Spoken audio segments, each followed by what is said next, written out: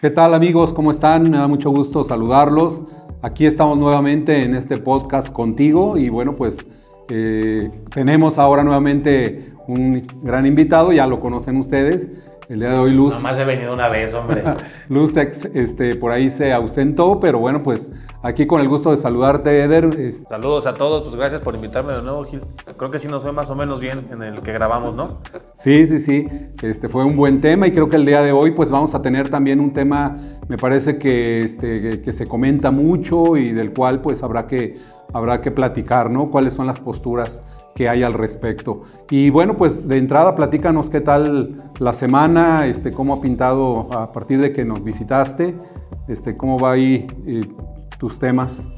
Pues bien, con mucha incertidumbre en muchas cosas, estamos acomodándonos en varias situaciones personales, familiares, pero pues con bastante optimismo y trabajando para adelante y muy contento de estar en el podcast. He visto más o menos que va creciendo, que a la gente le va gustando el contenido, lo que es normal en redes sociales, creo que les gusta más cuando dicen los argentinos cuando se putean, que es digamos cuando hay controversia, ¿no? Cuando hay debate, cuando no precisamente nada más se va en la misma línea de pensamiento de alguna persona. Y pues yo la verdad es que te felicito a ti, felicito a Luz, a Eric, al equipo que está trabajando en esto, porque creo que vale la pena que desde Michoacán se escuchen voces que critican o hablan sobre ciertos temas de una manera que creo que no existe, ¿no? Michoacán creo que no tiene como sí la Ciudad de México, como sí Nuevo León, como sí Oaxaca, como sí Chiapas, digamos estos personajes que se vuelven famosos que porque hablan en torno a diferentes temas, abren podcasts y cosas por el estilo. Yo creo que la cuna de esto me parece que es Nuevo León y la propia Ciudad de México, que de repente empezaron a chavos, no más que otra cosa, chavos, a hacer sus propios podcasts y ya de pronto gente un poquito más estructurada, más pensante, empezaron a hacer esa misma dinámica y les ha ido bastante bien. En Michoacán no existe mucho este fenómeno, por lo menos yo no conozco así podcasts que manejen o que los conduzcan gente de Michoacán. Sí conozco algunos amigos michoacanos que despuntaron con contenido en redes sociales, pero no precisamente a través de un podcast y no en Michoacán, sino que se fueron a algún otro lado y allá la rompieron. Por ejemplo, está el caso de mi amigo Poncho Gutiérrez, saludos donde quiera que esté mi querido Poncho, que es chairísimo, pero me cae a todo dar. Y tú lo vieras y la verdad es que tiene pinta de panista. Uh-huh. Y él prácticamente se volvió el creador, el creador, digamos, de imagen, de contenido de un canal de SDP, de esta plataforma. Él sacó SD Pitorreo y todos los memes que se salían de ahí casi los hacía todos Poncho. Después se fue generando un personaje en donde él criticaba principalmente a la derecha, porque creó un término que le llaman derechairos, uh-huh. Pero también criticaba por igual a la izquierda extrema, a los llamados chairos.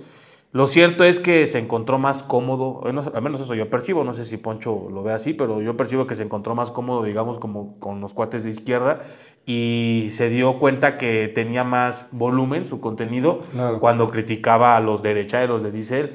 Y ahora ya prácticamente, bueno, yo lo veo como que muy metido, digamos, en el gobierno con Morena, o por lo menos con ciertos actores con Morena, aunque las veces que yo platico con él, que ya tiene rato que no lo saludo a mi amigo, pues él dice que no toma partido, que trata más bien como de criticar los extremos, pero sí ya los propios algoritmos de las redes sociales te va diciendo como que por dónde a la gente le gusta que conduzcas tu personaje o tu forma de comunicar. Y creo que él sí ya se ancló, digamos, como desde ese lado neutral que aparenta ser de izquierda, o tal vez sí lo sea, no sé, insisto, criticando principalmente a los de derecha, en este caso como derechairos. Y bueno, pero él triunfa allá, claro, digamos, en Ciudad de México. Aquí no. Yo no sé si tú conozcas a alguien aquí o me puedes dar un ejemplo de... Yo creo que no, también no tengo así como alguna noticia de algún podcast que, bueno, pues tenga este tipo de temática, que aborde estos temas en un aspecto, pues, de crítica, también un poco de crítica constructiva, de análisis, yo diría, y más bien encontramos algunos podcasts que tienen otros tópicos, ¿no? Y aquí, bueno, pues hemos querido crear también ir creando una comunidad de de amigos, de seguidores, que pues con los que vayamos platicando, con quienes vienen a visitarnos también, con Luz, que vayamos platicando sobre temas actuales, ¿no? Y que temas que pueden causar quizás alguna polémica, alguna controversia, pero bueno, analizarlos desde los distintos puntos de vista que hay, ¿no? ¿Y tú cómo te has sentido? Bien, la verdad es que yo inicié un poco este tema de aparecer ya en cámara a partir de la pandemia. Yo creo que muchos empezamos por esto. Teníamos algunas actividades en algún círculo de estudio y a partir de que nos pidieron pues que ya no podíamos reunirnos, lo empezamos a hacer a través de las clásicas plataformas, de Zoom, de algunas otras. Y bueno, pues me tuve que convertir un poco como en anfitrión en el tema de participar ya a través de manera virtual, ¿no? Y pues ha sido muy interesante.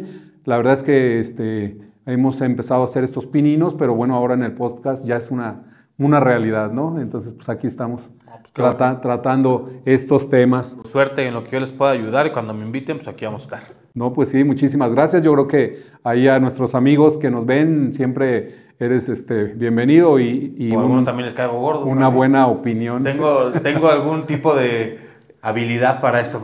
Pero no le vas a América. No, o te odian o te aman. Gracias a Dios, por eso no me odian, pero sí por otras cosas.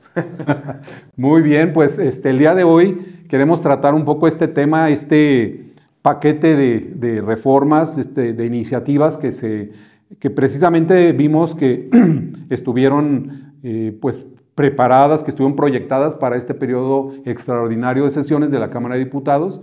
Y pareciera que fue como en este afán, ¿no? de sacarlas un poco como al vapor, como de manera express, y que tienen que ver mucho con algo que ha sonado mucho, digamos, entre la sociedad, que es esto del Estado, la búsqueda de un Estado, pues, que ejerza un control en general, ¿no? Y ahora, pues, metiéndose incluso un poco con el tema del derecho a la privacidad. ¿Tú qué nos puedes platicar un poco de este tema?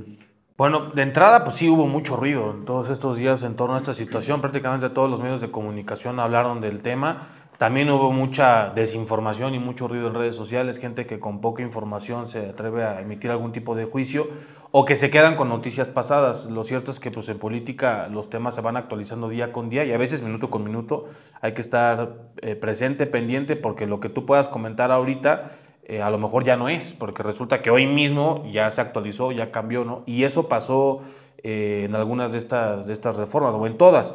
El proceso legislativo es largo a nivel federal, no es, aunque lo quieran acotar, hacerlo pronto, no termina por ser corto, es un proceso largo, porque recibe una cámara, trabaja la primera cámara, aprueba la primera cámara, la pasa a la cámara revisadora, la misma pasa por comisiones, otra vez pasa a pleno, y si ahí detectan algún error o cambian algo, el proceso se tiene que volver a repetir, rebota la otra cámara, o sea, es un rollito, no es tan sencillo. Y en periodos extraordinarios como el que comentas, en el que estamos, es todavía más complicado porque no están todos los diputados trabajando, andan distraídos en otro rollo y algunos seguramente de vacaciones, ¿no? Entonces, pues sí, hubo mucho ruido y se estuvo actualizando la información día con día, estuvieron cambiando varias cosas y pues, yo creo que podemos hablar sobre el paquete de reformas que se fueron aprobando, Miguel, o que todavía están en el tintero, de forma general. Digo, el mensaje a lo mejor que podamos entender detrás de esto que manda el poder, pero también se tiene que hablar de forma particular de cada una, porque creo que ese ruido general al final terminó por no aplicar, o no al menos como lo estaban manejando los críticos en varias de estas reformas, o quizás hasta en todas. Yo te puedo decir de forma general, a ver, el poder tiende a llamar más poder, y eso no tiene que ver con el gobierno actual, o con el gobierno pasado, los antepasados, o con la derecha, o con la izquierda, con el centro. Es una naturaleza del poder. El poder busca más poder. Y al hablar de buscar más poder, habla también de centralizar el poder.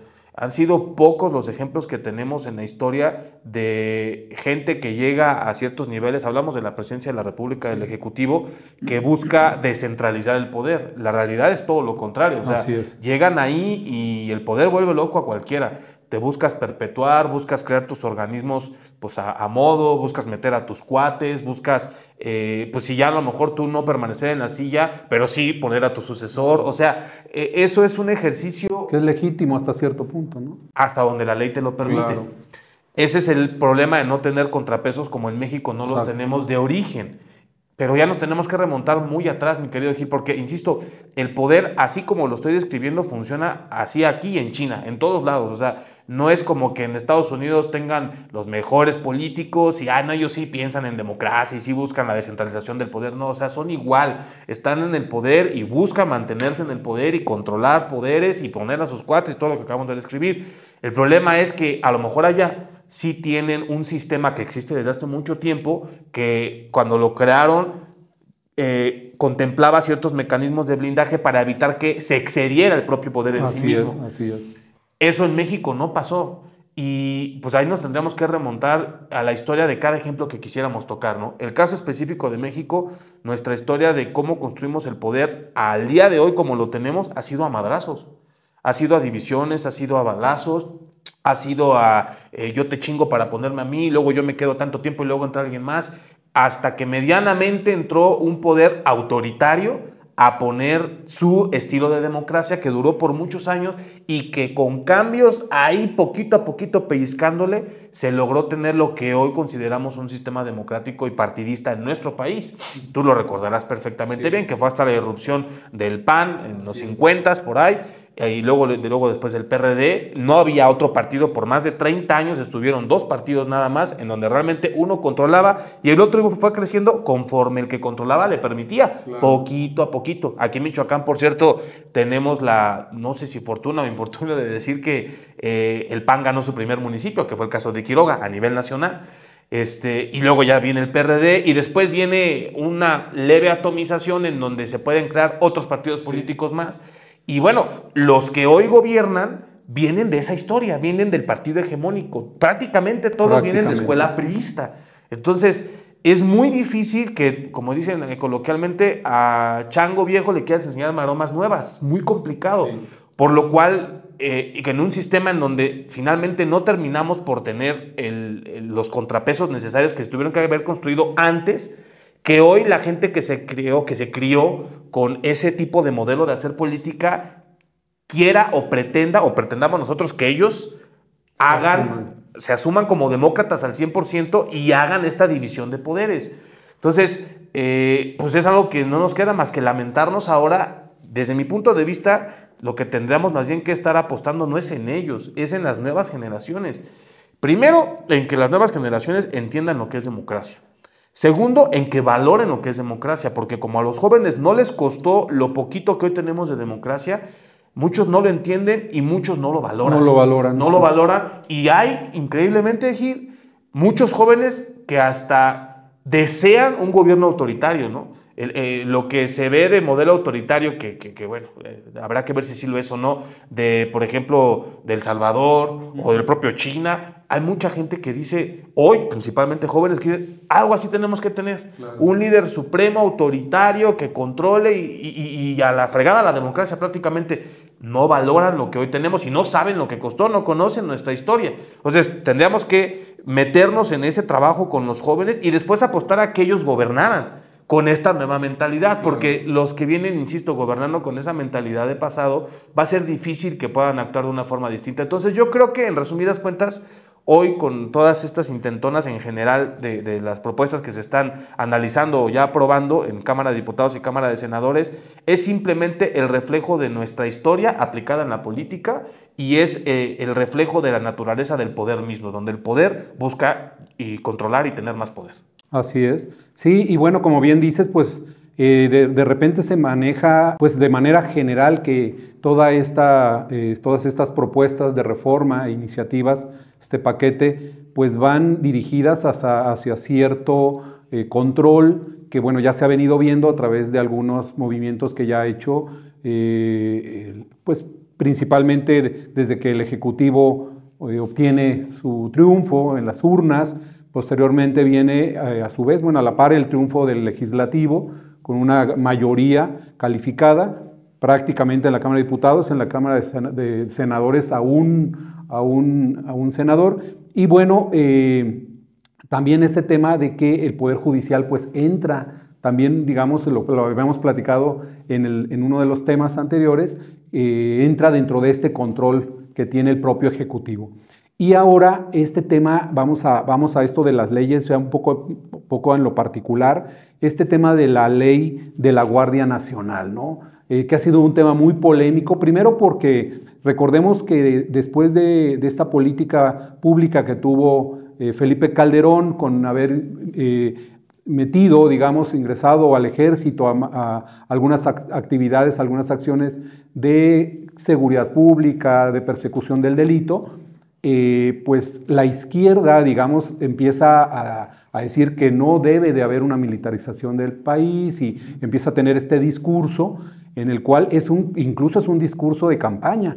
Voy a regresar al ejército, decía en su momento López Obrador, voy a regresar al ejército a los cuarteles. Y que resulta que empieza, después de que él toma posesión como presidente, empieza precisamente a darle todo una gran parte de poder, de participación en el poder al ejército, ¿no? A través de ciertas administraciones, de administrar incluso algunos bienes, de darle un carácter más fuerte y a crear lo que llamamos la Guardia, lo que se llamó la Guardia Civil. Y ahora, pues con esta reforma prácticamente y que hace llegar la presidenta Claudia Sheinbaum, en la cual, pues, que además ya en el proceso legislativo que tú nos platicas, ya es actualmente, ya solamente, si no me equivoco, falta promulgarlo, pues ya pasó por la Cámara de Diputados, ya fue enviada al por la Cámara de Senadores, está por la promulgación, es decir, la publicación nada más, y que además, pues sí vemos ahí algunos tintes ya que podríamos decir, yo en lo particular quizás podría decir que ya se ven algunos tintes peligrosos, esto que le llaman red flag, ¿no? Es algunas banderas rojas. ¿Por qué? Bueno, pues porque el darle estas facultades al ejército como para que pueda realizar algunas actividades encubiertas, algo que no se veía en México, pero sí lo veíamos a lo mejor en otros países, en el cual pues pueden de manera anónima gentes, que aquí se cuidaba mucho el tema de que no se vistieran de civiles los policías o en este caso los militares, pues ya pueden ellos realizar estas actividades encubiertas. Y además de que también pueden participar ya dentro de la persecución de la investigación de los delitos, ¿no? Ya de manera clara, de manera muy importante. Y otro tema importante también fue esto de que toman el control, la Sedena toma el control de la Guardia Civil, de la Guardia Nacional, cuando pues por su propio nombre a veces no se entiende hasta dónde abarca esta capacidad que tiene, si es civil o es militar, ¿no? Entonces, no sé cómo ves tú esto de estas banderas que se han lanzado, ¿no? Sí, no, totalmente de acuerdo contigo. Yo creo que este es uno de los temas en donde desde el origen este gobierno voy a decir una palabra, la regó. O sea, no hay manera de poderlo defender. Primero, las contradicciones, como tú comentas, cuando eran oposición, mencionar que estaban en contra de la militarización del país y terminar ellos siendo los orquestadores para que concreten que prácticamente sea la Policía Federal ahora totalmente militar, pues es una contradicción enorme. Pero, a ver, del expresidente de la República no me extraña porque fue su forma de conducirse ante la opinión pública durante su sexenio. Una sarta de contradicciones. Sí. Prácticamente le podemos encontrar por lo menos 20 ejemplos, y me estoy yendo corto, de cosas que decía cuando era oposición y públicamente después en las mañaneras o en algún otro momento salió a decir otra cosa e hizo otra cosa. Es más, hubo incluso de las tres, o sea, hubo de que decía una cosa antes, dijo otra cosa en el gobierno y terminó haciendo otra cosa totalmente distinta de las dos cosas que mencionó anteriormente. Pero pues López Obrador tuvo un liderazgo que construyó por mucho tiempo, que le permitió levantar el movimiento que hoy gobierna el país, que prácticamente le daba para poder hacer lo que él quisiera y no bajaba en su aprobación. O sea, él logró convencer a un grupo de feligreses que yo creo que lo ven como un mesías, tal cual. Sí. Y el mesianismo político, híjole, es un pecado capital para la humanidad.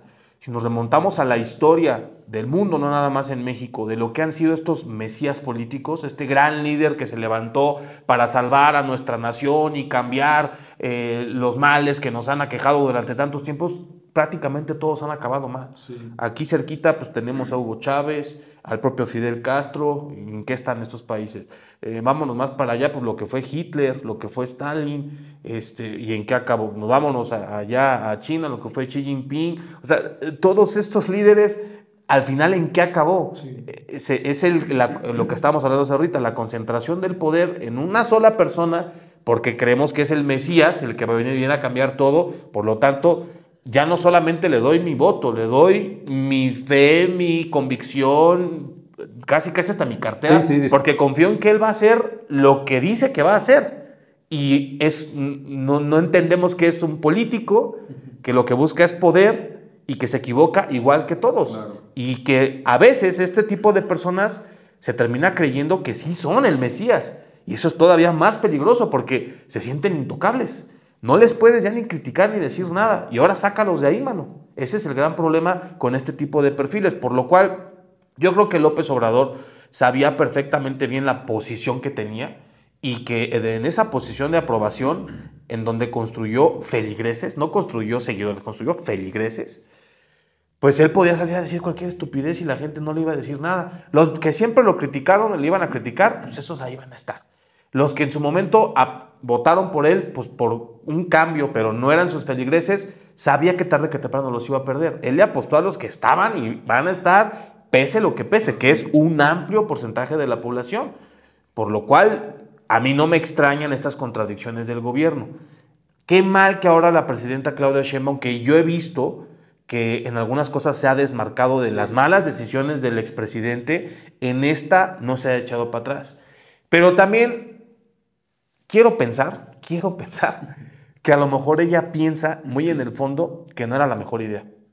Quiero pensarlo de verdad, porque sin que suene misógino lo que voy a decir, pero yo sí soy de los que cree que en muchos sentidos, en los más importantes, quien gobierna realmente este país, en los temas más importantes, sigue siendo el expresidente López Obrador. Y es que tiene un control, para mí, muy fácil de verlo como analista político. Si seguramente recordarás, tenemos nosotros aquí en nuestro país, aprobado en el sexenio del presidente López Obrador, la revocación de mandato. Eso no ha pasado todavía en este sexenio. Eso es hasta mitad de sexenio, que estaría hasta el 2027. ¿Tú crees que no se pueda sentir la presidenta, hoy presidenta de la República, amenazada de que el movimiento que ella no controla, el líder moral sigue siendo López Obrador, que si se sale del redil, este compa pueda invocar la revocación de mandato y que la puedan sacar del poder? Sí. ¿Suena descabellado decirlo? Yo creo que ese es el gran control que tiene hoy el presidente de la República sobre ella. Yo lo he dicho en otras ocasiones. Creo que la verdadera Claudia Sheinbaum la vamos a ver gobernando en los segundos 3 años de su sexenio, en donde ya le va a valer gorro. Claro. O sea, si es que realmente prioriza al país y no le importa ya su futuro, le va a valer gorro hasta cierto punto, porque después la persecución política, ahí te hablo, pero hasta cierto punto ya no va a tener ese miedo de, ya ni siquiera voy a poder concluir mi sexenio, ¿me explico? Por lo cual yo creo que hay varias cosas que pues las está haciendo más porque tiene que porque sea su convicción. De verdad espero que este sea el caso, aunque ha salido a defenderlo como si fuera un tema de ella. Y repito lo que dije hace rato, creo que es uno de los peores, de las peores decisiones, de las peores propuestas llevadas a la ejecución que ha tenido este gobierno, porque igual otra vez remontándonos a la historia, todos los gobiernos totalitarios dieron ese paso. Sí. Todos, que es el de que no haya cuerpo civil como policía, sino el control de la seguridad está totalmente en el ejército. Todos tienen esa característica, de todos los gobiernos totalitarios, fascistas, nazistas, etc., todos tienen esa característica. No hay un solo ejemplo en donde digamos, ahí funciona bien. O sea, miren, esta se cuenta bien esta historia. No. Yo defendía en su momento en que de manera temporal se hiciera como se estuvo haciendo durante mucho tiempo, desde Felipe Calderón. Temporalmente se aprobaba en cámaras de diputados para que el ejército saliera a ejercer funciones de policía federal. Y en ciertos temas, nada más, que eran los graves, ¿no? Que era delincuencia organizada, ese tipo de situaciones. Yo lo defendía porque veía que el avance del crimen organizado estaba siendo descomunal y que la Policía Federal no tenía los blasones necesarios para poder hacer frente. Entonces, vamos a decirlo así, yo lo veía como un refuerzo, ¿no? Un refuerzo temporal que sabes que no se va a quedar ahí. Y así se aprobó y se trabajó durante mucho tiempo, hasta Enrique Peña Nieto y todavía los primeros años del presidente López Obrador. Cuando ya empezaron a decir que esto ya se iba a quedar, ahí fue donde dije, es que eso ya no está bien, porque entonces ya estamos hablando de lo que estamos comentando. Es un paso al autoritarismo, sí, y no es descabellado decirlo y tampoco es alarmista, es que ahí están los ejemplos. Así es. Y ahora que ya se consumó finalmente la total integración de la Guardia Nacional al Ejército Mexicano, a la Sedena, híjole, la verdad es que estoy seguro con lo que voy a decir. Lo vamos a lamentar. Sí, sí, sí. Y esto que dices es muy cierto en el tema de los gobiernos totalitaristas y que además, también yo en algún momento lo he venido diciendo, se trata de una agenda de un grupo de países de izquierda, sobre todo en algunos casos de izquierda extrema, que han venido desarrollando este tipo de políticas públicas, es decir, un camino hacia un control que evidentemente lo da el ejército, ¿no? Primero porque el ejército tiene una fuerza de legitimación importante. No se diga, aquí en México encontrábamos que en las encuestas de confianza, cuando hacían preguntas a la sociedad, ¿quién les representaba uno de los entes públicos que tuviera menos corrupción o menos corrupto? El primer lugar lo obtenía el ejército, que creo que bajó, no recuerdo si en el último sondeo había bajado, pero era de los primeros lugares, si no es que era el primer lugar. Junto con la Marina, que la Marina también siempre ha tenido muy buena calificación, sí, aprobación de la así es, aprobación. Pero no me cabe duda que esta agenda viene marcando ciertos pasos que además se han dado y los hemos visto aquí en México, como los hemos visto en algunos otros países de Sudamérica, de Centroamérica, y que además yo creo que tienen que ver con ciertos compromisos que se firmaron en Puebla, cuando fue la reunión de Puebla de toda la izquierda intelectual y la izquierda política, y en el cual pues seguramente ahora que está gobernando la izquierda en México, pues hubo esos compromisos, ¿no? Como compromisos de agenda política. Y como tú, bueno, ahorita con lo que estábamos comentando, recordando la historia de nuestro país, somos un país revolucionario. Sí. El día de mañana, tú le quieres quitar ese gran poder que le has dejado al ejército mexicano. Imagínate al general en turno. Yo digo, pensando en la historia de nuestro país, insisto, no es nada descabellado decir, a ver, güey, pues tú tienes la política, pero yo tengo las armas, sí, y yo tengo el ejército, y yo tengo control de todo, o sea, ya es de poder a poder. Y en una de esas hasta pesa más el poder del ejército en el determinado momento. ¿Cuántas veces no aquí en nuestro país un caudillo, un general o un exgeneral, etcétera, se levantó en contra del presidente en turno? No es descabellado decirlo, ¿eh? México viene de esa historia, de un país guerrillero, de un país revolucionario. Y ya tú te metiste un poquito más al detalle de los peligros al margen del general, ¿no? De que es un paso al autoritarismo, que sí lo creo que puede ser. Ojo, no estoy diciendo que ya por eso México está condenado al autoritarismo. Ya no. caímos. Estoy diciendo que es una gran característica de un paso que dan todos los regímenes autoritarios. Entonces, ahí nada más queda, ¿no? El antecedente. Ahora, ya metiéndonos al desglose de los peligros, los dos que mencionas me parecen muy interesantes. El primero, el descrédito al que vas exhibiendo al ejército mexicano. Es normal. ¿Por qué? Porque el ejército mexicano hasta el día de hoy no estaba capacitado para atender causas civiles. Así es. Ellos están capacitados para matar personas, para salir a la guerra, es correcto, tal cual. Sí. Y tampoco es como que ahorita estemos en una situación de guerra. Pareciera que sí. Tenemos varias zonas de nuestro país que parecen zonas de guerra, pero no es que México tenga una guerra declarada como tal cual. Entonces, no es lo mismo ser un policía civil a ser un miembro del ejército mexicano. Y se corre el riesgo de exhibir, como ya ha pasado en varios lados, que exhibes al ejército mexicano para ambos opuestos. O sea, para decir, por un lado, híjole, se extralimitaron y terminaron balaceando donde no tenían que hacer, como al revés, las penosas imágenes que hemos visto en donde el ejército corre y los traen a botellazos y dices, híjole, tu ejército, el que tendría que salir a rifarse y a aplacar al que se tengan que aplacar, sale lamentablemente abuchado y con botellazos y demás. Entonces, el descrédito se va dando, yo tampoco conozco las actuales calificaciones de esa institución, pero estoy seguro que va a ir poco a poco al descrédito. Eso no me cabe la menor duda. Ahora también se puede implementar un trabajo, un esfuerzo en donde se diga, a ver, dentro del ejército están las dos ramas, ¿no? La Guardia Nacional, que es la que va a atender asuntos civiles, y el ejército, que se va a seguir siendo únicamente convocado en casos de guerra, cosas por el estilo. Se puede hacer, sin embargo, el mando es militar. Es militar. Tendríamos que tener, hoy no lo tenemos, a un cuate o una cuata con muchísima formación, tanto policíaca como del ejército, muy fregón, como para que pueda desplegar este tipo de capacitación. Puede ser, a la larga veremos si sí se da o no, pero en corto plazo se van a cometer varios atropellos, como insisto, como ya los hemos visto. Sí. Y la otra, el otro zoom que hiciste, que tiene que ver con si la guardia, si la policía, si era necesaria que la Policía Federal en ese entonces, después Guardia Nacional, fuera desmantelada como fue desmantelada, porque existía corrupción, porque que es un poco del discurso que ha manejado el actual gobierno, donde con el pretexto de que existe corrupción y que las cosas están mal, no vamos a corregir, vamos a cortar de fondo y ya vamos a desechar esta institución o este cuerpo.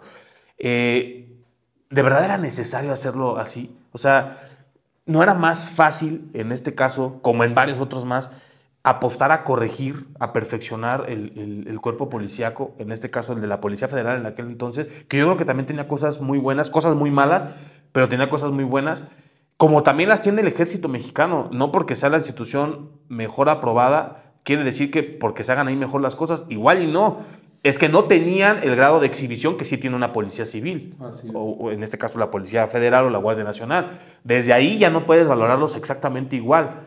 Yo creo que detrás de esto, es más, le quito el creo, estoy seguro que desafortunadamente se están valorando con cálculos políticos. Es así. Tan alarmistas como pudiéramos pensar como un gobierno autoritario, como tan realistas en el pensar de decir, estoy pensando en la siguiente elección. O sea, quieren cambios inmediatos. La seguridad, yo creo que se dieron cuenta que si le apostaban, ese es mi punto de vista, si le apostaban a un cambio gradual como tenía que ser, poco a poco limpiando y meterse de lleno y demás, no les daba, y además no querían hacerlo porque no le saben y no tienen los pantalones bien puestos para poderlo hacer, pues la fácil era, vamos a darles a alguien que tiene más mano dura el control y pues que ellos nos saquen las papas del fuego en corto plazo, hasta donde nos alcance, ¿no? Porque sí se puede hacer, lo primero, o sea, hacerlo rápido con una policía civil, por supuesto que se puede hacer, pero implica, primero que nada, que tengas la decisión de meterte de lleno y lo que eso implica, arriesgar tu vida, la de tu familia, la de tu equipo, etcétera, conocer el asunto, tener sangre para ese tipo de situaciones en tercero y meterte de lleno a hacerlo. Tenemos el caso ahorita del presidente de Uruapan. De que se puede, se puede. O sea, pero ¿cómo lo está haciendo? Pues llegó, desmanteló a toda la policía, metió a los que él sintió que son de confianza. Él va al frente de las brigadas de seguridad que se avientan, incluso también de estas brigadas que van ya sobre directamente algún capo, algo, él va al frente, o sea, y lo tomó como su tema principal, y lo está tomando de forma decidida con policía civil, prácticamente con la ausencia del gobierno estatal y también de la Sedena en este caso. O sea, creo que 2 o 3 veces que han ido a visitar por allá a Uruapan, pero se ha quejado no sé cuántas veces el presidente municipal de que no le han echado la mano por allá. Entonces, de que se puede, se puede. No tenemos ese tipo de líder. López Obrador no era ese líder, tampoco lo era Felipe Calderón, tampoco lo fue Peña Nieto, tampoco lo es Claudia Sheinbaum. No es su tema principal, no tienen esa sangre para meterse a ese grado, no le conocen al tema y quieren resultados rápidos. Entonces, la respuesta es esta, desde mi punto de vista. Sí, así es. Incluso este tema de la formación que tú tocas, me parece importante decirlo, amigos, que ustedes también den sus opiniones. Ciertamente son naturalezas muy distintas, la naturaleza y el ejercicio que lleva a cabo el ejército mexicano, la formación que se tiene, una formación con características muy específicas, ¿no? Y bueno, eso es para precisamente combatir en guerra.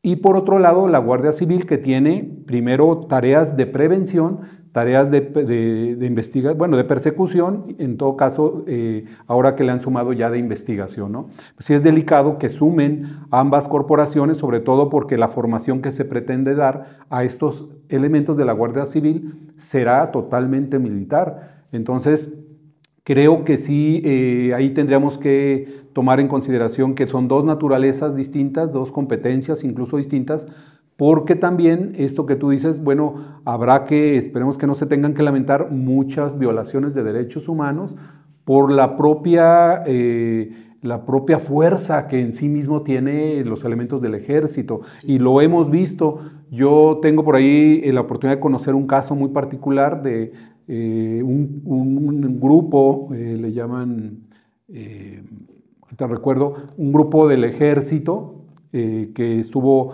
llevando a cabo algunas tareas de investigación y bueno, pues por cuestiones de un mando que les dice investíguenme a estos civiles, en ese periodo, en ese momento de que llevan a cabo esta investigación, torpe porque finalmente no saben cómo llevar a cabo, obtener una declaración de una persona a través de ciertas técnicas que básicamente son de policía de inteligencia, pues lo someten a algunas torturas, le ponen una bolsa, le ponen agua y se muere la persona, ¿no? Entonces el investigado.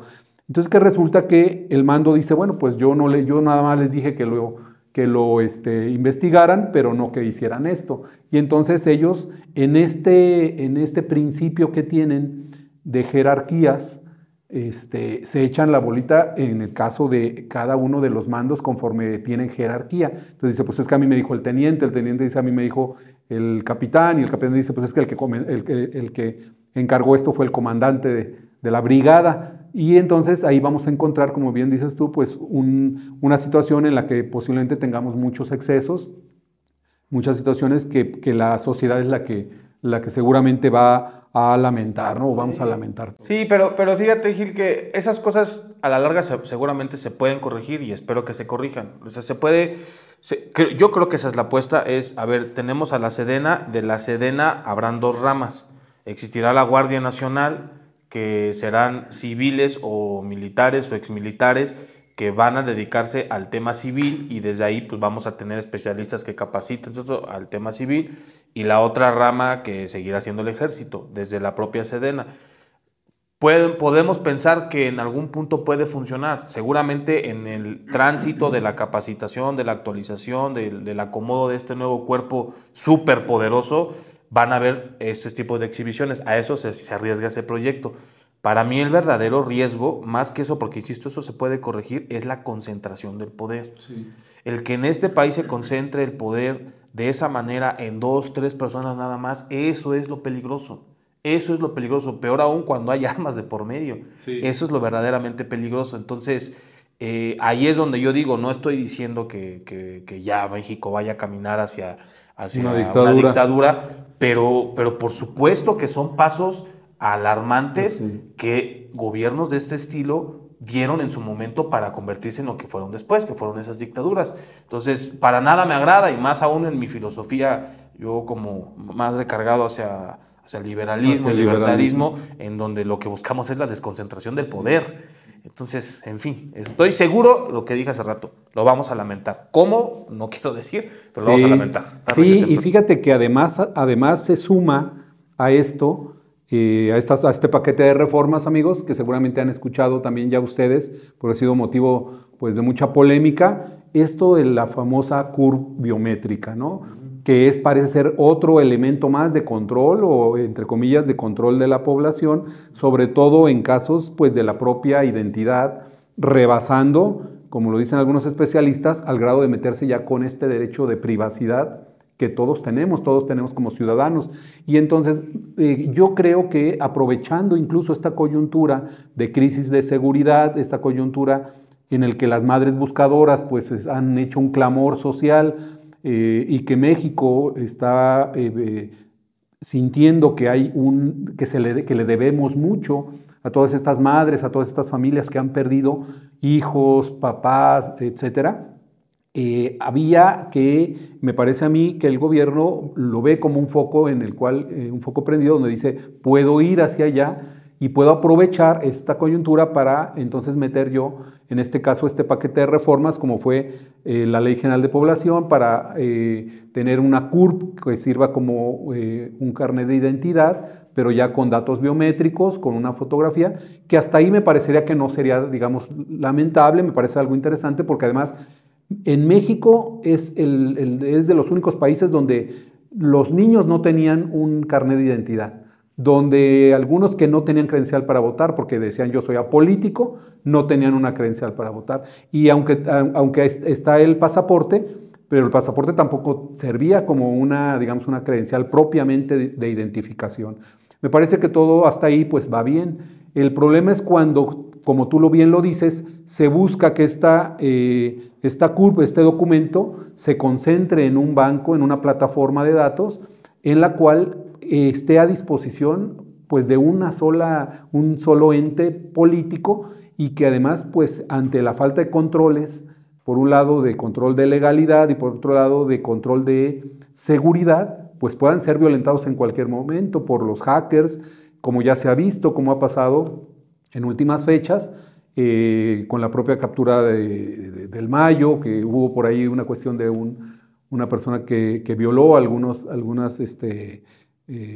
normas ahí, sobre todo algunas plataformas para poder llegar a una geolocalización, y que también se suma a esto de la CURP, precisamente esta modificación a la ley de telecomunicaciones, donde se va a permitir además pues que haya ciertas posibilidades para que, en primer lugar, todos los entes públicos y privados además puedan, quiero decir, exijan, cuando tú te vas a registrar, incluso para telefonía, para cualquier tipo de servicio, que te des de alta y entonces entres en esta plataforma que posteriormente puede ser requerida por el gobierno, puede ser a manera discreta, pueda ser utilizada por alguno de los grupos policíacos, de los cuerpos policíacos. ¿Cómo ves tú? Sí, fíjate que yo en estas reformas, porque son ahí por lo menos dos reformas encontradas, ¿no? Que es el caso de la creación de la agencia, y de la agencia se desconcentra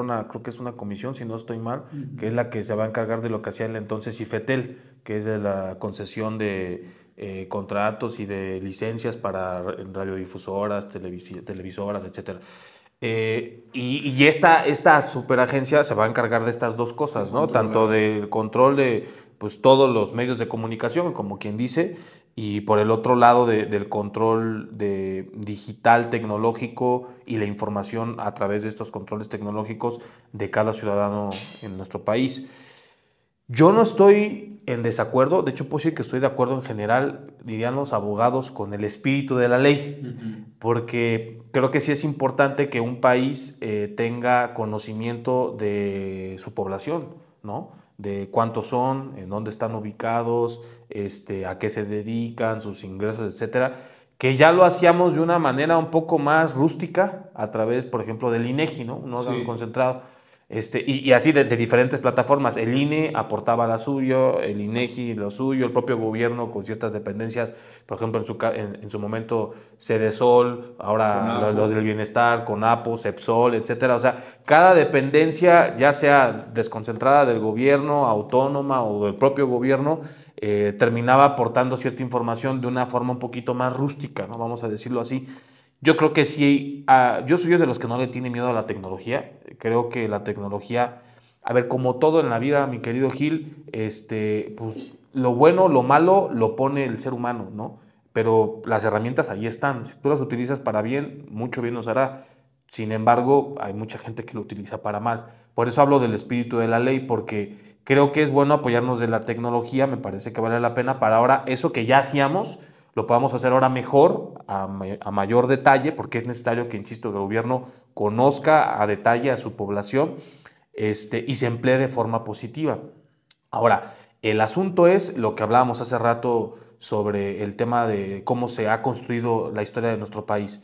Que en esta nueva historia, porque es una nueva ley al final del día, se pueda crear de una manera en donde se pongan los blindajes necesarios para que ante la cosquillita del político de utilizar esto de mala manera, no lo pueda hacer. Y creo que sí se lograron ciertos avances. Hubo mucho ruido, ¿no? Porque se decía, y así venía la ley, esa es la verdad, la propuesta que venía de Cámara de Diputados, que llegó al Senado, hablaba de que podían tener tu geolocalización y acceder a ciertos datos financieros, bancarios, etcétera, sin la intervención de una orden judicial. O sea, nada más al yo quiero. Y insisto, otra vez, es no poner los blasones de ello. Yo puedo creer o quiero creer que no lo estaban pensando de mala manera, pero desafortunadamente en nuestro país tú no puedes ir a construir una ley si no piensas primero mal, antes de pensar bien. Porque qué bueno fuera que tuviéramos un pasado y una naturaleza como mexicanos y como humanos de decir, puta, siempre queremos hacer las cosas bien, ¿no? Sobre todo el político, ¿no? Que es el que nos gobierna. La realidad es que es todo al revés, o sea, buscan la manera de escabullirse de la ley para hacer las cosas mal.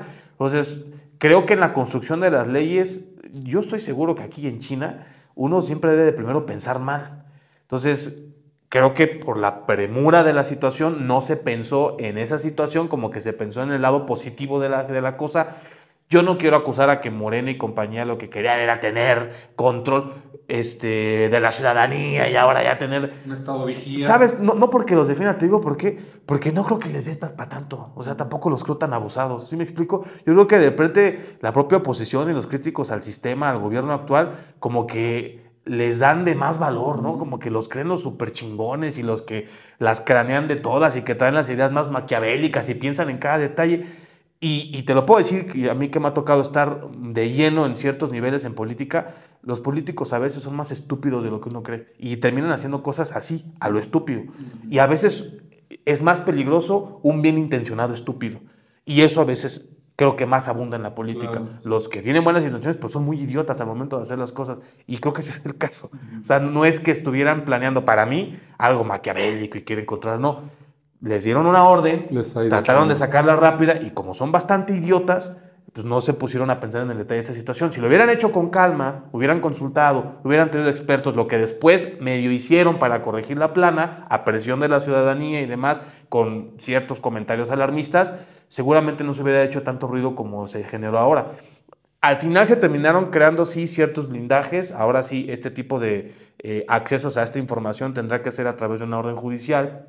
En fin, hablan ahí la ley sobre algunos otros blindajes, otros mecanismos de blindaje que se tienen que hacer. Termina siendo, pues, esta agencia sí va a ser controlada y de hecho va a ser la propuesta del Ejecutivo, ratificada por el Senado, pero la comisión, no recuerdo el nombre cuál es, que se crea en sustitución de lo que era el IFETEL, que aunque va a estar en control de esta agencia, esta sí termina siendo un órgano desconcentrado del gobierno. Entonces, y que se van ahí a integrar con ciertos expertos en la materia y demás. O sea, creo que sí termina siendo al final algo positivo y como tú bien comentas, en todo caso, las herramientas van a poder ser utilizadas, si así se lo propone el político, por más blindajes que haya, de manera negativa, si así se lo propone. ¿Existirá el riesgo de que a través de esto ahora nos puedan más fácil identificar, hackear eso y lo otro? Seguramente sí. Pero creo que era un paso que se tenía que dar. No por eso nos podemos quedar en la época de la caverna. Tenemos que asumir esos riesgos y pues ahora tratar de, si hay algún otro peligro que podamos detectar, pues de alzar la voz para que eso en su caso pueda corregirse. Pero México ya tenía que avanzar a un sistema de ese estilo por todo lo que tú acabas de comentar, de que los niños no tenían manera de identificarse, de tantas cosas que creo que sí se tenía que dar ese paso. Claro. ¿No? Yo así lo veo. Sí.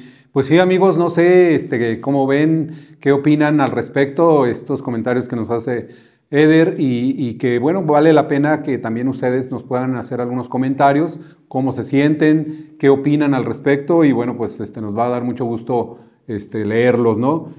Por otro lado, me parece que la postura que ha tenido la oposición pues solamente, no sé si solamente haya sido o se vea como una postura en la que está en contra de todo, ¿no? No dice también lo que está bien, porque decimos, bueno, hay algunas cosas que podríamos destacar y que más bien tendríamos que exigir un control de todas estas situaciones, es decir, estos controles en los cuales la misma ley lo podría facilitar. Decía por ahí, escuchaba al diputado Anaya, que decía, bueno, es que me dan la ley, me dan la iniciativa, no sé si fue la iniciativa o creo que ya le dieron el dictamen. Dice, me dan el dictamen prácticamente menos de 24 horas antes para que lo puedan subir. 200 hojas. Y dice, son más de 130 artículos, no sé cuántas hojas.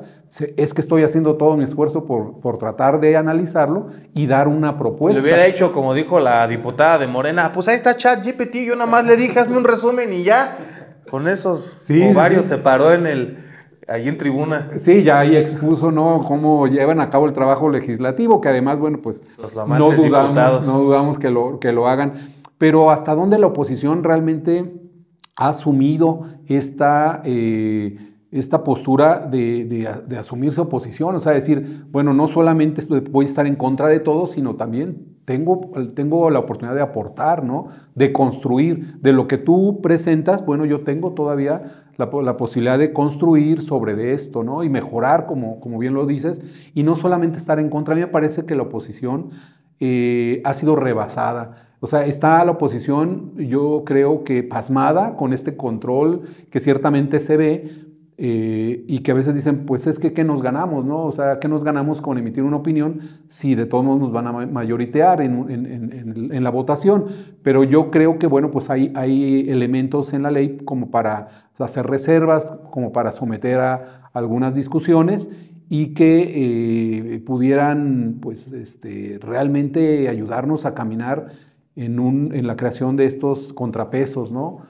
Porque, te digo, yo no veo una posición, si acaso hay algunos actores políticos que son los que normalmente son los que traen la voz, pero hasta ahí. Es decir, no encontramos realmente que un instituto político tenga definido un camino para ir en contra de algunas cuestiones que ellos mismos critiquen, sino solamente critican, avientan la piedra y hasta ahí se queda, ¿no? No sé cómo ves tú. Sí, fíjate que, a ver, en estricto sentido, de manera general, como oposición, hablando netamente en el ambiente político, tratan de hacer lo que les concierne como oposición.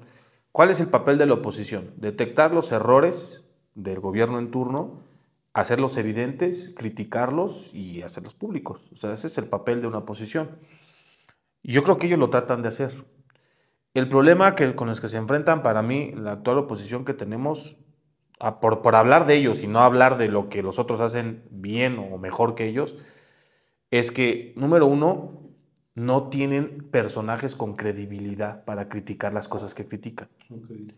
Si tuvieran, otra vez, perdón que traiga al tema, otra vez al alcalde de Uruapan, amigo mío, pero, por ejemplo, él, ¿por qué se gana los aplausos cuando critica a todos? Porque ha criticado, y viene de ser diputado de Morena, ha criticado al gobernador aquí, ha criticado a la presidenta de la República, y sin embargo, cuando le preguntan, dicen, yo no soy ni oposición de ellos, ni rival de ellos. Es más, yo soy afín a la 4T, a los valores de la 4T. Y en sus palabras así, lo que me emputa es que ellos hagan lo que dicen que no tenemos que hacer. O sea, yo al contrario, yo pudiera decir que soy más cuatrotero porque yo estoy defendiendo de verdad lo que la gente votó y por lo que a mí en su momento me convencieron para sumarme a movimiento. Yo más bien estoy criticando a ellos de por qué ellos sí lo hacen. Sí. Entonces él critica un solo tema, no critica más. Seguramente algunos otros más, pero en donde digamos más le pega es en el de la seguridad. ¿Por qué? Desde mi punto de vista, porque tiene la credibilidad para criticar. ¿Qué te da la credibilidad? Pues tus hechos. Como dice la palabra de Dios, ¿no? Por sus hechos los conoceréis.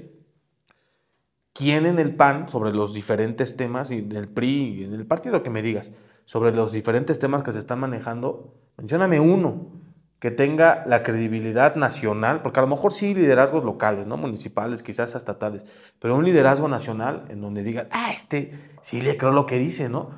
¿Quién? Sí, no. No lo hay. Eso se lo ganó López Obrador de mucho tiempo de trabajar, y ya hablamos, ¿no? Hace rato, al grado de que después pudo haberse desdicho de lo que sea que haya dicho antes. Pero bueno, eso no existe hoy en la oposición. Ese es para mí el primer gran error. Y el segundo que yo detecto es que andan dando palos de ciegos para todos lados. Nadie, por más chingón político que seas, es experto de todos. El político, dicen por ahí que tienes que ser un poquito sabedor de todo, pero experto de nada. Uh-huh. Y estos güeyes le juegan a los expertos de todo. Y no lo son. No lo puede ser nadie, menos en una agenda nacional. Es imposible. Otra vez, al caso del alcalde de Uruapan.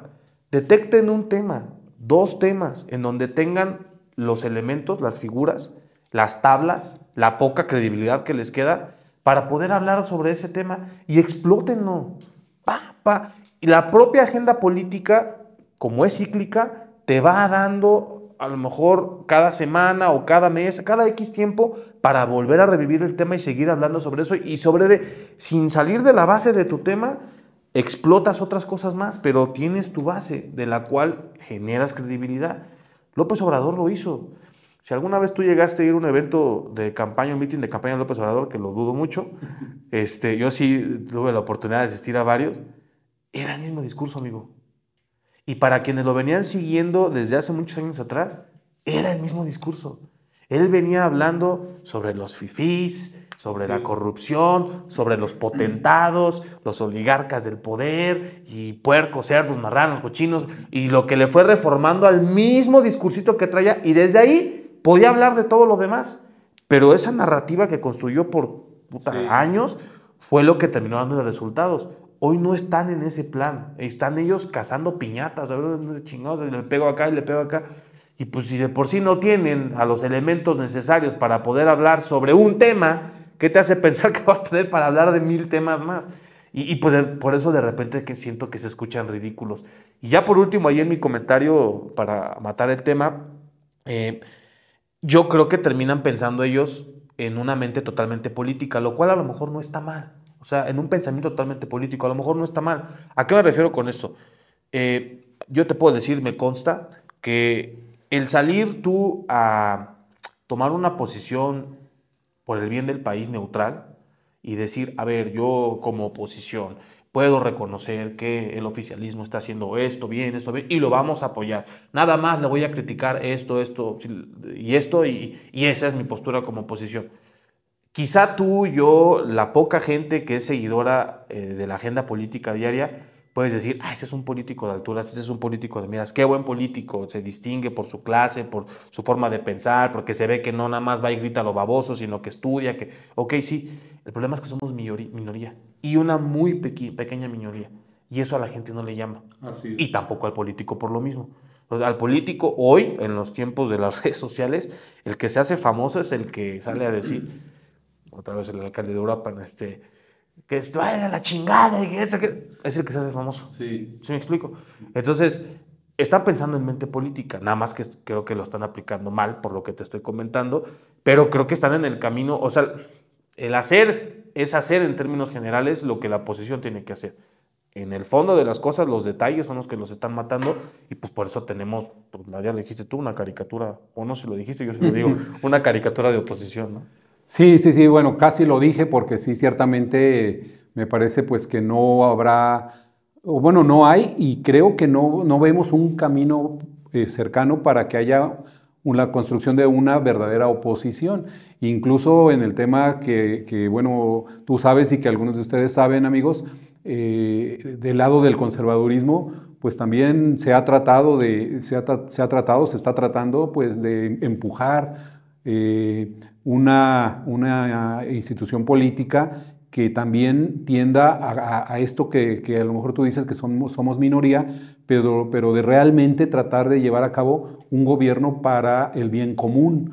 Sí, a lo mejor pues puede ser, me parece, quizás algunos de ustedes, amigos, podrán decir que sea idealista, que sea utópico, pero creo que dentro de la utopía y dentro de este idealismo, creo que se pueden hacer muchas cosas positivas y no pensar solamente en esta parte pues que ahora vemos tan populista, ¿no? Una política totalmente de populismo, como tú dices, bueno, pues hasta los mismos políticos de derecha, entre comillas, pues utilizan este tema, el del populismo, porque ya vemos en la Cámara de Diputados cómo tienen que usarle el megáfono y hacer ahí una serie, Lili Telles, pues hacer un espectáculo para llamar la atención, porque a mí me parece en lo personal que no hace una política seria, quizás más serio en el caso de Anaya, más de estudio, más de utilizar la razón y sobre todo dar argumentos, pero realmente a la gente, realmente amigos, la gente toma en cuenta esos argumentos o toma en cuenta más bien los gritos de Lili Telles. O sea, ¿qué es lo que más vende, ¿no? ¿Qué es lo que más vende exactamente? ¿El show o las razones? Y entonces creo que en esa parte, en este momento en el que vivimos, en esta política así, pues creo que estos políticos intelectuales que son más bien, pues que tienen más mesurados y que buscan más, pues tratar de llegar al bien común, pues me parece que se diluyen, ¿no? Parece que no aparecen. Pues es que tendría que ser la propia estrategia dentro de los partidos políticos. Yo creo que un partido, además al ser el tamaño de institución que son los partidos, integrado por miles o millones de personas, entre simpatizantes, militantes, directivos, etcétera, deben y tienen la capacidad como para poder tener diferentes tipos de perfiles y acomodarlos de una forma que les salga redituable, ¿no? Entonces puede haber el populista, que a lo mejor hoy se puede entender que es un buen candidato, ¿no? Pero a lo mejor no es el mejor gobernador, el mejor gobernante. Entonces hay que arroparlo de gente que le sepa a lo técnico y que se deje arropar además. Y pudiera funcionar. Otra vez, insisto, nadie es experto de todo, ni por muy buen metódico que seas, intelectual y demás, pues no vas a ser experto de todo. Y en política hay que entender que no todo es sapiencia. Claro. En política también es un poco show, esa es la verdad. Sí. Y eso pasa aquí y en el mundo. Entonces, voy a tratar de parafrasearlo de una forma distinta a lo que hace rato te comenté sobre la oposición. Digamos que puede ser que sí tengan perfiles buenos o medianamente buenos para las diferentes situaciones que implica el quehacer político de un partido, pero si los hay, nosotros no los hemos visto, no sé si ellos ya los vieron, y si ya los vieron, no los están poniendo en los lugares adecuados. Porque si no explotarían, brillarían, pues porque pues es como en un campo de juego, ¿no? Un futbolista, pues tú tienes un central nato y lo metes de delantero, pues lo exhibes. Pero no quiere decir que el delantero, el central es malo.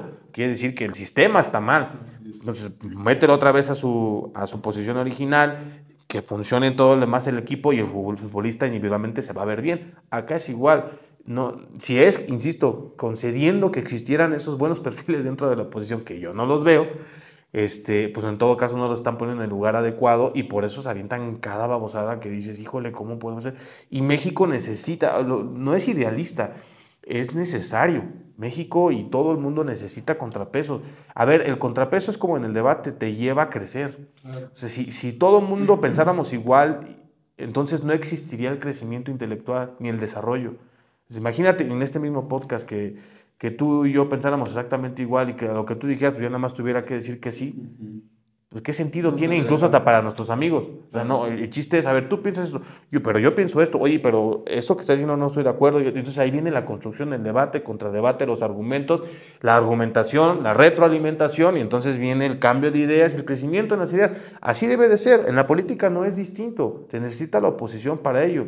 Y el propio sistema o el propio gobierno en turno debería de entender que es necesario tener una posición, porque si no va a haber estancamiento, si no estamos condenados al estancamiento tal cual. Y también ahí yo puedo reprobar la parte del oficialismo, porque sí creo que este gobierno lo que quiere es no tener oposición. Así.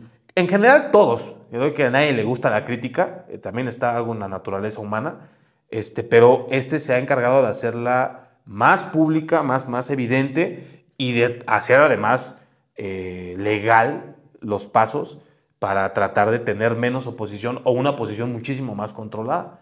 Y con el grado de credibilidad que tienen, pues han podido avanzar de una manera descomunal.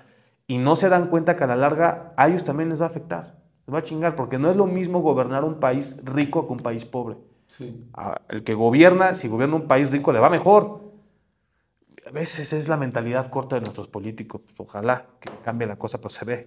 Sí, sí, sí. Ya viene un nuevo partido político bueno, pero va a hacer las cosas bien. Excelente. Pues para que estén ahí pendientes, amigos, de aquí esta noticia que nos da Eder, bueno, ya la vamos conociendo, ¿no? Y bueno, pues vamos cerrando. Me parece que ha sido pues muy interesante este podcast. Ojalá que ustedes tengan oportunidad de hacernos algunos comentarios.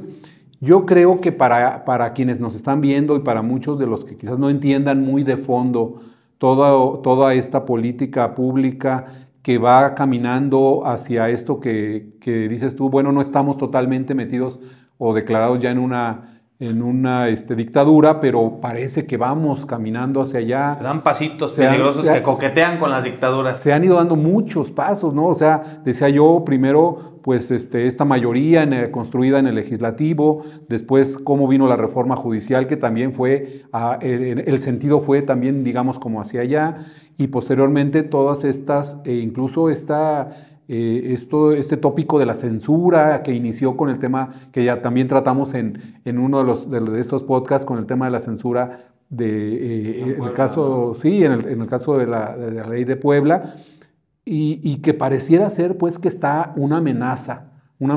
¿Qué podrías tú decirles? ¿Cómo pueden los amigos que nos ven, cómo poder entender esto, ¿no? O sea, ¿realmente está México en peligro? ¿Podemos todavía regresar? ¿Qué necesitaríamos, digamos? A lo mejor es la pregunta del millón, ¿no? ¿Qué necesitaríamos, pues, como para convertirnos? Yo respondo eso, Eder, para presidente. Para convertirnos, pues, en un elemento que pueda abonar a destrabar este momento que vivimos, ¿no? Bueno, primero sobre el tema de la censura, a mí no me tocó ese podcast, pero, por ejemplo, esa es una de las leyes que no pueden ser. O sea, no se puede permitir ni con izquierda, ni con derecha, ni con nadie. Y además es anticonstitucional. Yo estoy seguro que ese parrafito que permite encarcelar, creo que hasta por 11 meses, si no estoy mal, a una persona que ataque a otra persona en redes sociales y que está muy laxo el tema, porque pues, en los términos que describen esos ataques pues puede ser cualquier cosa, ¿no? Y creo que ya lo impugnaron y estoy seguro que si no, tribunales nacionales, tal vez hasta internacionales pueden intervenir en el tema. Yo creo que lo van a tirar porque sí es una estupidez. O sea, es no entender la naturaleza de esta madre. Y además, uno como político tiene que entender que es parte del show. O sea, a ver, si tú te inscribes a practicar, a entablarte como político, vas a tener tus bondades y vas a tener tus cosas de qué cuidarte. Y bondades hay muchas. Pero eso lleva también, ahora sí que sus responsabilidades. Te vuelves un ente público y al volverte un ente público con esta madre hoy en día en el mundo, pues te vuelves ente de crítica para lo que sea. Y habrá de críticas a críticas, ¿no? Y ya basta de querer moldear el mundo a tu forma de ser. O sea, yo soy de los que no me veo en el ombligo, sino más bien trato de entender a los demás para después entenderme a mí. Y en ese sentido, creo que tengo el criterio, o debemos de tener el criterio como políticos, porque además un político no puede tomar decisiones con las vísceras. Eso es parte fundamental del ser político, que tienes que tener estómago y filtro. Dentro de ese estómago y filtro que tú tienes, pues tú puedes decir, a ver, esto es paja y me vale madre y por más que me escriban no lo pelo. Claro. Y a esto sí le pongo atención y no me voy a clavar con un comentario que este está pelón, o sea, ni para mí, ni para mi familia, ni para mis hijos, ni para mis cercanos, y lo deben de entender. Es responsabilidad del político. Pues es como que tú te quieres volver famoso siendo futbolista, pero no te gusta que te critiquen por X cosa, porque ya no nada más es un Cristiano Ronaldo, un Messi, ¿no? Ya no nada más es el campo de fútbol, es su vida. Sí. Es tonto, no es como ir queriendo perseguir el tesoro al otro lado del arco iris, ¿no? Nunca lo vas a encontrar como tú quieres, pero el tesoro existe, nada más que te lo dibujaste tú de una forma distinta. Y en estricto sentido de si yo veo, pues digamos, el peligro de que México se vaya a convertir en un gobierno autoritario, yo no soy una persona que me considera alarmista y por eso no me atreví a decirlo así tal cual, y lo pienso de estas leyes que acabamos de debatir y lo pienso en general. Creo que se están dando, lo vuelvo a repetir, se han dado algunos pasos que puedo considerar yo peligrosos porque coquetean con gobiernos históricamente autoritarios. De eso a decir que nuestro destino va a ser un país autoritario, yo creo que todavía hay un amplio espectro y yo confío en que no pase. Yo más bien me considero en todo caso un optimista, porque todavía dentro de las libertades que tenemos hay mucha gente que está consciente de que no queremos eso y estamos levantando la voz y eso me da confianza en el futuro.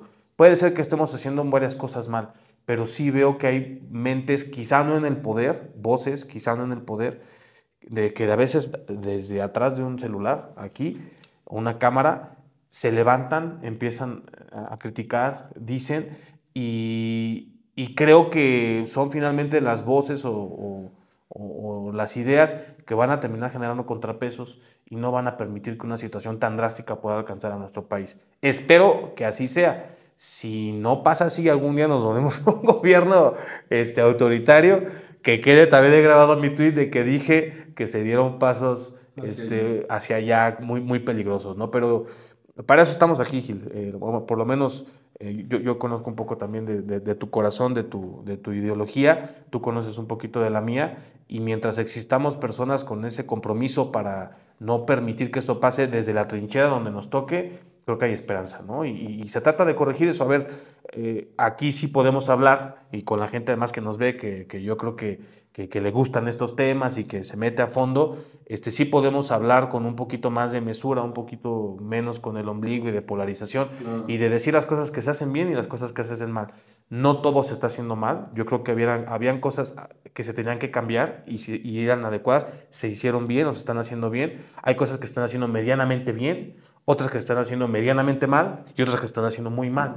Y como en este gobierno, en todos, ¿eh? Entonces, yo sí me pongo desde esa postura, y sí, nada más, en las cosas que están haciendo muy mal, pues ahí están estos 2, 3 asterisquitos que son casualmente características de gobiernos autoritarios que ojalá, toco madera, nos toque vivir aquí en nuestro país, ¿no? Pues sí, amigo, tú tienes la última palabra. Ojalá que con esta invitación que nos hace Eder y que también, bueno, de alguna manera yo la he venido comentando, se trata de que a partir de estos temas, a partir de estos comentarios, tú vayas generando una propia opinión, y sobre todo pues que empecemos a tratar de impulsar un pensamiento crítico, ¿no? A tratar de analizar con mesura, ver desde distintos ángulos todos estos temas, y que al final pues tú te quedes con algo de este podcast. Bueno, pues también dentro de esto que comenta Eder, que es esto de tratar de formar ya un pensamiento crítico, una idea propia en la cual pues vayamos abonando a esta forma de pues buscar algunas salidas más democráticas. Me parece que como ciudadanos pues también podemos acudir a estas instancias no gubernamentales que difunden ciertas ideas de pensamiento, donde podemos, es como este tipo de podcast que hay que compartirlo para que más gente pueda también entrar en el análisis de estos temas. Y por qué no, pues me parece que hay algunos organismos, tanto nacionales, internacionales, que pueden participar en esta lucha, porque realmente digamos, esos valores democráticos que hablan de un país democrático, pues no se pierdan con estas amenazas de las cuales hemos hablado, que nos ha platicado aquí muy bien Eder, que se prenden como banderas y que han sido estos pasos que hemos ido dando hacia lo que pudiera ser una dictadura, y que hay muchas voces que lo dicen. Pero bueno, no sé, alguna otra opinión que pudieras dar ya muy en concreto, digamos, como qué puede hacer como ciudadano, además de participar en todas estas plataformas ahora digitales, que es un foco muy importante. ¿Qué se puede hacer? ¿Qué organismos podemos acudir, digamos, como ciudadanos? Fíjate que yo pienso un poquito distinto. Digo, celebro que se levanten voces y que se hagan podcasts como y que haya comentarios en redes sociales y tanto activismo virtual, pero bueno, lo voy a decir así. En los 60, 70, 80 había un lema, ¿no? Que era, no te calles, alza tu voz, ¿no? Y como que se puso de moda el todos hablamos y todos opinamos y criticamos al sistema y demás, ¿no? Ahora yo diría que necesitamos hacer un poco algo a la inversa. Hay tanto ruido y tanta gente que piensa que con un like, que con un tweet va a cambiar el mundo. Y digo, a lo mejor abonan algo, pero no vas a cambiar más cosa. Yo lo diría así, al revés de lo que eran los 60, 70, 80. Vamos a callarnos poquito la boca, vamos a callarnos de opinar, de decir nada más, y mejor pensemos en qué actuar, qué hacer. Y lo digo además con el, digamos, con con el termómetro de que, o con la confianza o con la tranquilidad de que uno lo está haciendo. Tú me conoces perfectamente bien, Gil. Yo puedo salir, o creo que puedo salir a decir en un micrófono, detrás de una cámara, de un celular, lo que pienso y creo, porque sé que esto es complementario con lo que en los hechos estoy haciendo. Claro. Entonces, yo invitaría a la gente que hiciera eso. O sea, a ver, vamos a trabajar porque haya una comunidad virtual, porque nos retroalimentemos, porque comentemos, porque nos inscribamos a diferentes organizaciones, porque veamos su contenido, porque lo republiquemos, etcétera. Está bien. Pero tiene que haber hechos. Si no, eso es muerto, no sirve de mucho, o de poco, o de nada quizá. Necesitamos activarnos en los hechos, por lo cual pues yo les invitaría a que se agrupen en alguna organización política, en alguna organización social, o la creen ustedes, la lideren y salgan a las calles a cambiar, aunque sea la realidad de su calle, de su colonia, hacer lo propio. O sea, a ver, no precisamente pensar en que yo voy a ser ahora el vocero nacional, el vocero internacional o iberoamericano. No, a lo mejor de tu colonia, a lo mejor de tu casa. A ver, hoy yo creo que las grandes revoluciones, lejos de pensar en las calles, hay que pensar en las casas, que han sido, creo que, de las más atacadas por los actuales sistemas. Sí. Las familias. Sí. Empieza en tu casa. A ver, juntémonos. Yo creo que una gran responsabilidad que tenemos hoy los padres de familia, pero también puede ser un hermano mayor o alguien de la familia que tome la batuta, es educarnos políticamente. Y desde ahí puede venir un cambio a la larga, porque ya no crear ciudadanos con coco wash del gobierno, sino con el análisis crítico de lo que hace rato estábamos comentando. Desde casa puede venir ese ejemplo. A lo mejor no vamos a ver el resultado hoy, mañana, pero ese ciudadano que hoy tú, amigo, amiga, le inviertes el tiempo para que aprenda, para que tenga sentido crítico, para que escuche y entienda y procese diversas opiniones y demás, en 20 años puede ser el ciudadano, o en 10 o en 15 años, el ciudadano distinto que pueda ser parte o encabezar un proyecto de cambio real para nuestra nación. Entonces, esa sería mi invitación, ponerle acción a la acción en los hechos, a la acción que tenemos en las redes sociales. Sí. Está esto que podríamos decir ser más proactivo que reactivo, sí. ¿No?